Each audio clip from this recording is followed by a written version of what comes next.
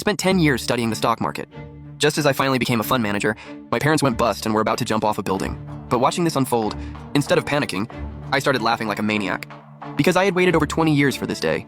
Seeing me act like a lunatic, my colleagues thought the shock of my parents' suicide attempt broke my brain.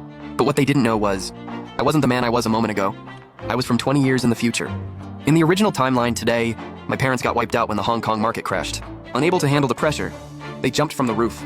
But what they didn't know was that 48 hours later, the market bottomed out and rallied 7,000 points, hitting a historical high. That became the biggest regret of my life. Even after I became the world's greatest investment god, worth billions, that scar tormented me every single day. But then, the impossible happened. Just now, I was sent back to the exact moment before they jumped. I sprinted toward the rooftop, desperate to save them. In my past life after they died, I went home and analyzed the data Dad left behind. I realized his formula was actually correct, but our relative Uncle Saul wanted to cut his losses. He not only froze Dad's credit cards, but also spread rumors, making it impossible for Dad to borrow money to cover the margin. That's why they missed the dawn that was coming in 48 hours. Thinking of this, I ran up the stairs with everything I had.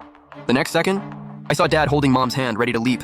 I screamed at the top of my lungs, "Dad!" Hearing my voice, they turned around, their faces filled with shame. "Sean, Dad is sorry. I've ruined your future." I immediately shouted back, "You didn't ruin anything, Dad. Your theory is correct. Just hold on for 2 more days. The market will bounce back."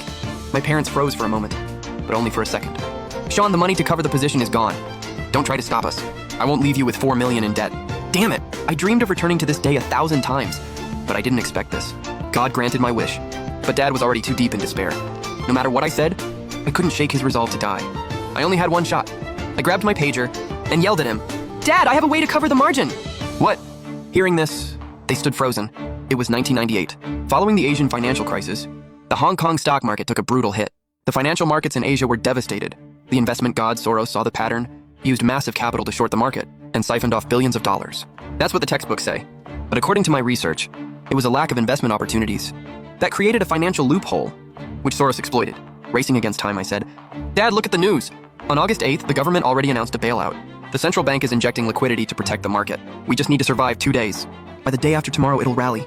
Dad frowned. "Is that possible? The market crashed so fast precisely because the government couldn't intervene. A bailout would cost too much and cause inflation, crashing the entire economy." Seeing his doubt, I continued explaining. "Dad, listen to me. I've studied the economic environment. We are in an investment freeze.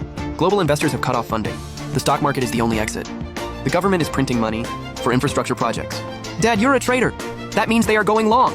"If the government is going long, to make those infrastructure investments work, they can't let the financial outlet collapse. They will save the market." That makes sense. Somehow, Dad, a trader for his whole life, felt my logic outweighed his years of experience. After all, finance is closely tied to policy. But then Dad shook his head again. He still had no money to cover the margin. I hesitated for a moment, then gritted my teeth. "Dad, don't worry about the money. My boss saw my potential and gave me a corporate account. There's 45 million in it. You know what that means, right?" "What?" Hearing this, Dad looked like he'd been struck by lightning. Every securities group is run by a board and monitored by regulators. But to make extra cash, the board often opens a shadow account to trade on insider information and skim from the market. This is called gray trading, but it has to be done safely. "Sean, you can't touch that money," Dad cried out in despair. "If they find out, they will kill you." But I wasn't letting this chance go. I clamped my jaw shut and didn't back down. "Dad, if you want me to have a life, give me 2 days. Give me your private account login. Let me turn this around. Is it possible?" As of today, Dad had lost $2 million and needed $4.5 million to cover the position. If I touched the firm's gray money, it wasn't just a $4.5 million problem anymore. Seeing the cold determination in my eyes, Dad knew I wasn't joking. They stepped down from the ledge. With trembling hands, he gave me his account details and ID. "Sean, if you lose..." Hearing Dad's fear, I didn't hesitate. I said coldly, "If I lose, I'll jump right alongside you." I rushed back to my company, York Securities. When I arrived, my manager, Evan, sneered at me.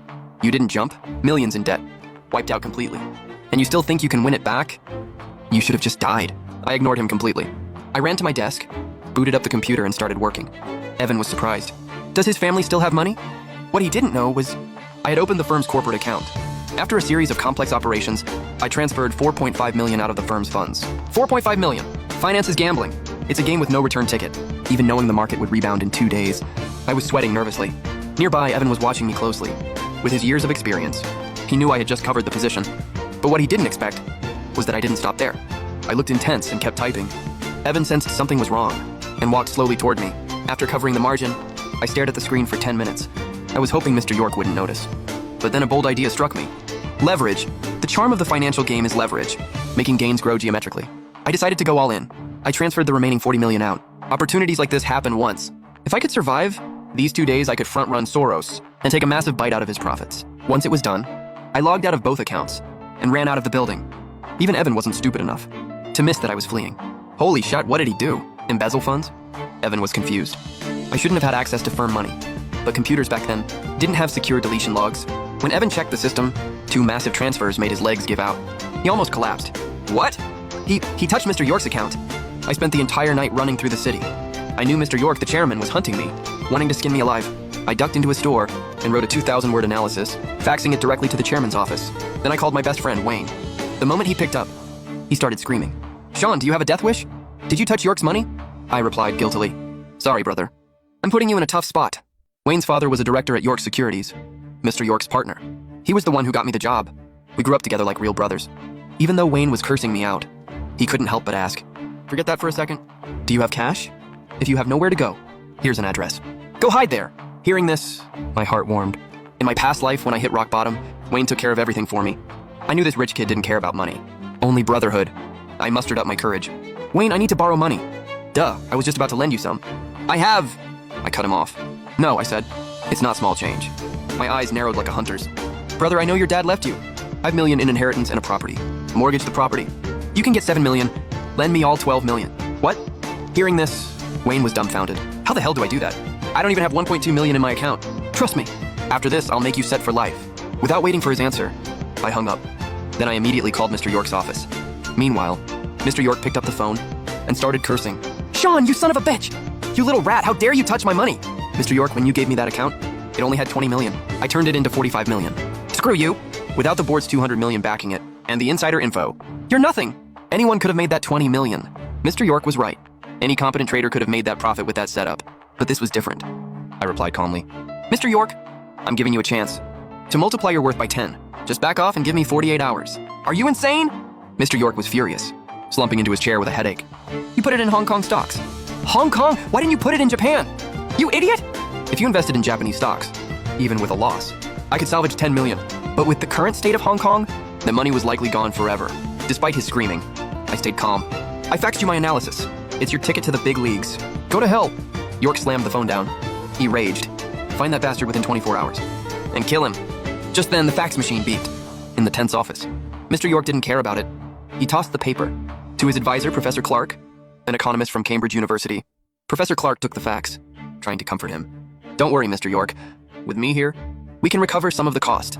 But as he read the fax, his eyes went wide, shifting from arrogance to pure shock.